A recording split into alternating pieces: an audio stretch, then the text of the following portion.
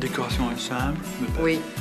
par rapport à hier, où il y a beaucoup de petites décorations, ici il n'y a presque rien. Het ontbreekt een beetje het kasteelding. Want als je aankomt is dat direct die sfeer voelde. En in de kamer heb je helemaal niks van die sfeer. En dat vind ik wel spijtig.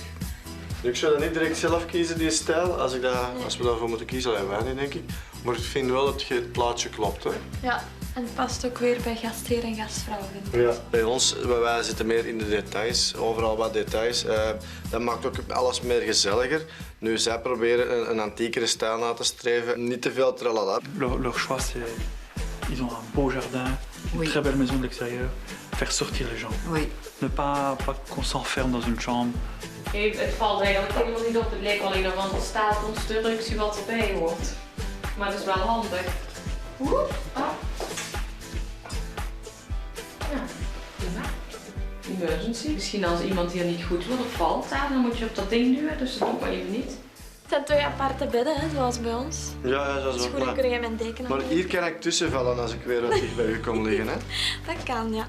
Mais ce qu'on nous on a dans quelques chambres, je trouve bien, c'est 2 lits séparés avec un surmatelas. Oui, oui. Comme ça, tu as l'impression On d'avoir n'a un pas lit l'impression de... et tu peux l'enlever pour Oui. deux. Oui, peut-être qu'ils auraient Ça, peut-être c'est pu mettre ça. enfin, Oui. c'est un choix. Hein. C'est un détail. Kom schat, we gaan dat bed eens proberen. Doe eens bij liggen. Het is wel zacht, hè? Maar veert dan.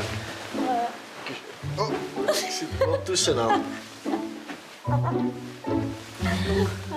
Nu zit ik vast. Ja, dat ga ik deze nacht niet doen. Ja, dan blijf ik aan mijn kant. Met 2 in 1 bed slapen. Voilà. Dat gaat beter. Zit ik er nog tussen?